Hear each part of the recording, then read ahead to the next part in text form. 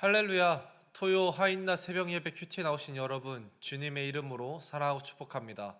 오늘의 본문은 민수기 16장 36절부터 50절까지의 말씀입니다. 찾으신 줄 알고 제가 읽도록 하겠습니다. 여호와께서 모세에게 말씀하여 이르시되 너는 제사장 아론의 아들 엘르아살에게 명령하여 붙는 불 가운데에서 향로를 가져다가 그 불을 다른 곳에 쏟으라. 그 향로는 거룩함이라. 사람들은 범죄하여 그들의 생명을 스스로 해하였거니와 그들의 향로를 여호와 앞에 드렸으므로 그 향로가 거룩하게 되었나니 그 향로를 쳐서 제단을 싸는 철판을 만들라. 이스라엘 자손에게 표가 되리라 하신지라. 제사장 엘르아살이 불탄 자들이 드렸던 놋 향로를 가져다가 쳐서 제단을 싸서 이스라엘 자손의 기념물이 되게 하였으니 이는 아론 자손이 아닌 다른 사람은 여호와 앞에 분향하러 가까이 오지 못하게 함이며 또 고라와 그의 무리와 같이 되지 않게 하기 위함이라. 여호와께서 모세를 시켜 그에게 명령하신 대로 하였더라.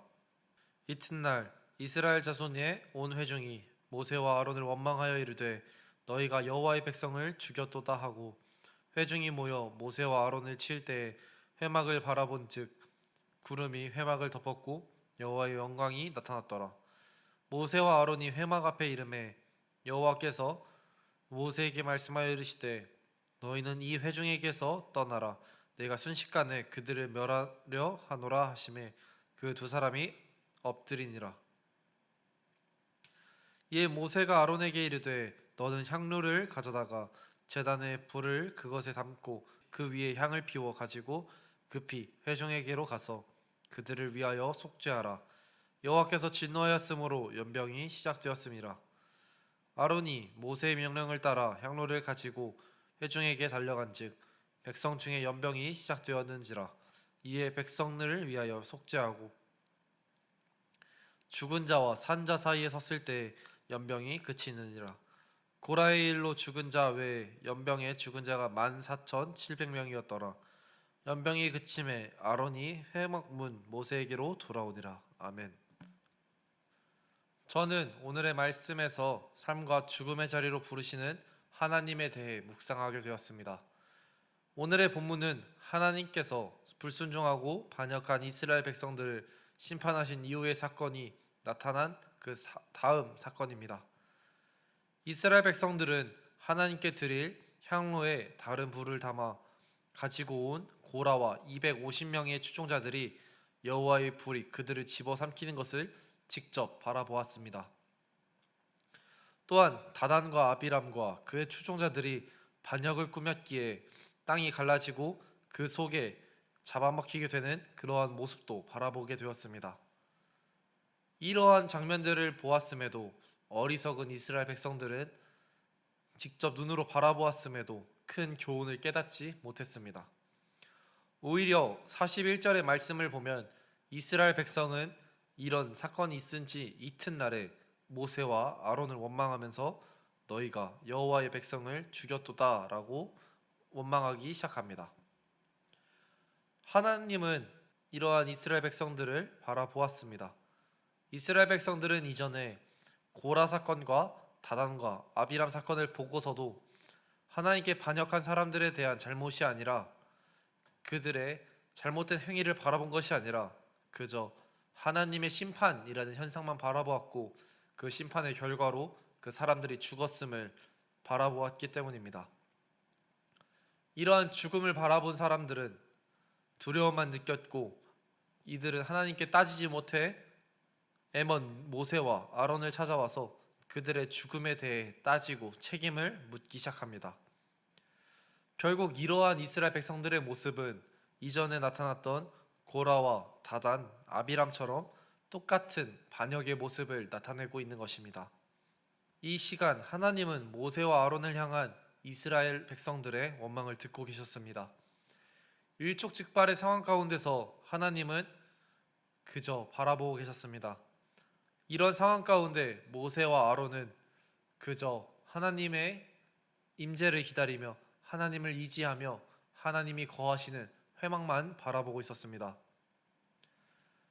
이렇게 하나님의 회막만 의지하고 있었던 모세와 아론에게 하나님은 잠잠히 말씀하십니다.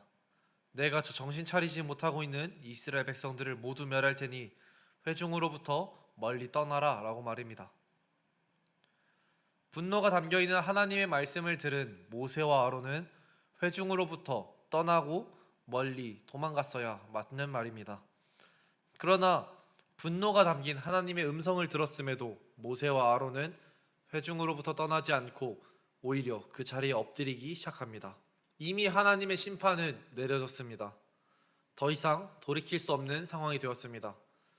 그럼에도 모세는 그러한 하나님의 심판을 경감시키고자 아론에게 속죄 의식을 진행하도록 명령하였습니다.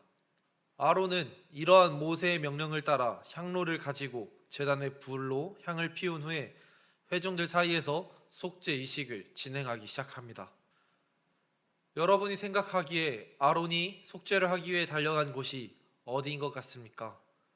아론이 달려간 곳은 회중들 사이였지만 그곳은 이미 하나님의 심판이 내려진 심판의 자리였습니다. 이미 그곳은 연병으로 많은 사람들이 죽어가고 있었습니다. 이미 많은 사람들이 죽어가고 있고 죽은 사람들이 넘쳐나는 그 장소에 아론이 찾아간 것입니다. 당시 아론의 나이는 80이 훌쩍 넘은 나이였습니다. 여러분이 아론이었다면 이런 일을 행할 수 있겠습니까? 사실 이스라엘 백성들이 계속 모세와 아론에게 해왔던 것들을 생각해 보면 이 심판이 있을 때 하나님이 그들과 그 백성들을 격리시켜 놓았을 때 모세와 아론은 그들이 더 큰 심판을 받도록 기다리거나 그 심판 가운데 정신을 차리도록 그냥 놔두는 것이 나은 방법이었을지도 모르겠습니다.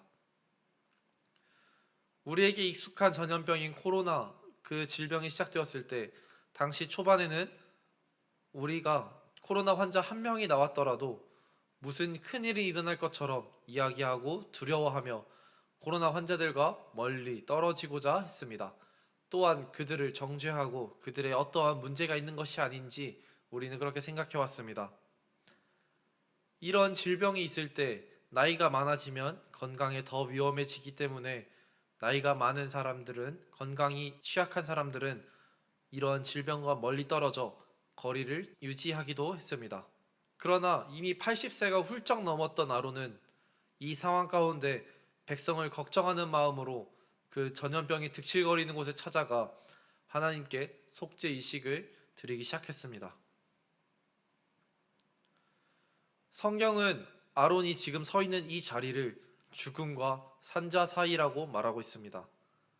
얼마나 많은 사람이 죽어 있길래, 얼마나 많은 사람들이 죽어가고 있길래 성경은 이 자리를 산자와 죽은 자 사이라고 이야기합니다. 그러나 아론이 그 삶과 죽음이 공존하는 자리에서 그곳에서 하나님께 속죄의식을 드리고 있을 때 비로소 그제서야 역병이 멈추게 되었습니다. 그리고 이러한 아론의 모습이 진정한 그리스도인의 모습이 되어야 하지 않을까 생각합니다. 종교개혁자 마틴 루터는 하나님을 따라 살아가는 사람들은 모두 제사장이라고 이야기하며 만인 제사장에 대해서 이야기합니다. 여러분이 제사장으로서 지금 서 있어야 하는 그 장소는 어디에 있습니까? 그냥 이전에 머물러 있었던 그런 내 삶의 자리입니까? 아니면 구원 예수님을 만나기 이전의 죽음의 자리입니까? 우리는 하나님을 모르고 죽어가는 사람들이 하나님께 돌아오기를 기도하며 아론처럼 삶과 죽음, 산자와 죽은 자가 함께 있는 그곳에 나아가야 되지 않을까 생각합니다. 오늘 이 예배에 참석하신 여러분이 여러분의 자리에서 아론처럼 하나님께 기도하는 그런 성숙한 그리스도인이 되시기를 예수님의 이름으로 기도드리겠습니다.